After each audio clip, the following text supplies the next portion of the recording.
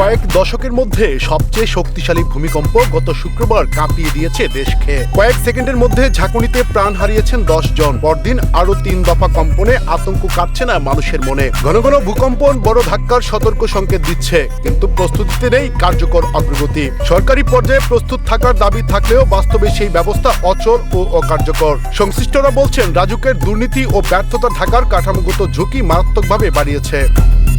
ভূমিকম্পের পরপরই আলোচনা শুরু হলেও কয়েকদিনের মধ্যে থেমে যায় সব উদ্যোগ। ভূমিকম্প গবেষণা কেন্দ্র চলছে জোড়াতালি দিয়ে, যন্ত্রপাতি থাকলেও ব্যবহার না করায় অকেজু হয়ে পড়ছে। উদ্ধার পরিচালনার জন্য জরুরি পরিচালনা কেন্দ্র থাকলেও নেই জনবল, নেই মহড়া বা জনসচেতনমূলক কর্মসূচি। বড় মাত্রার ভূকম্পন মোকাবিলায় আধুনিক প্রযুক্তি ব্যবহারের সক্ষমতা কার্যত শূন্য। রানা প্লাজা ধসের পর সরকার যে বিপুল পরিমাণ উদ্ধার সরঞ্জাম কিনেছিল, তার বড় অংশ ব্যবহার না হওয়ায় নষ্ট হয়ে যাচ্ছে। বুয়েটের পুরকৌশল বিভাগের অধ্যাপক মেহেদী আহমেদ আনসারি জানান, অন্তত 200 কোটি টাকার সরঞ্জাম হস্তান্তর করা হলেও গত এক দশকে বড় দুর্যোগ না থাকায় পুরো সিস্টেম ঢিলে হয়ে গেছে। দুর্যোগ ব্যবস্থাপনা অধিদপ্তরের মহাপরিচালক রেজওয়ানুর রহমান স্বীকার করেন, প্রযুক্তিগত প্রস্তুতি পুরোপুরি নেই। উদ্ধার সরঞ্জাম অনেক এলাকায় নেওয়া সম্ভব নয়। মাঠ পর্যায়ে দায়িত্বে থাকা কর্মকর্তারাও বলছেন, বড় দুর্যোগে প্রযুক্তিগত সক্ষমতা এখনো শূন্য, যন্ত্রপাতি সংগ্রহে সময় লাগবে। আবহাওয়া অধিদপ্তরের ভূমিকম্প পর্যবেক্ষণ ও গবেষণা কেন্দ্রের দুরবস্থাও উদ্বেগজনক। দেশের 10টি পর্যবেক্ষণ কেন্দ্র থাকলেও ডেটা বিশ্লেষণে রয়েছে মাত্র 2 জন কর্মকর্তা। আধুনিক সফটওয়্যার বা তাৎক্ষণিক বিশ্লেষণের ব্যবস্থা নেই। গত শনিবারের ভূকম্পনের উৎপত্তিস্থল বারবার পরিবর্তনে মানুষের মধ্যে বিভ্রান্তি ছড়িয়েছে।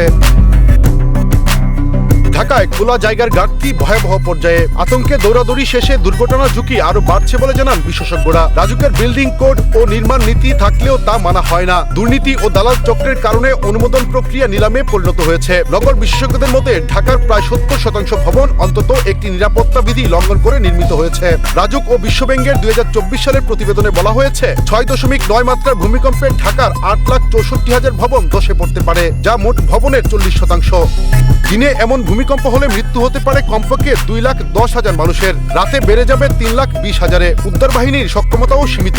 দেশে ফায়ার সার্ভিসের জনবল 14,560 জন, ঢাকায় 650 জন। 21.5 লাখ বহুতল ভবনের তুলনায় অপ্রতুল। একসঙ্গে 20 থেকে 25টি ধসে পড়া ভবনে উদ্ধার অভিযান সম্ভব, তার বেশি নয়। প্রয়োজনীয় হাইড্রোলিক কাটার, স্প্রেডার, সার্চ ক্যামেরা সহ বড় উদ্ধার সরঞ্জামের ঘাটতি রয়েছে।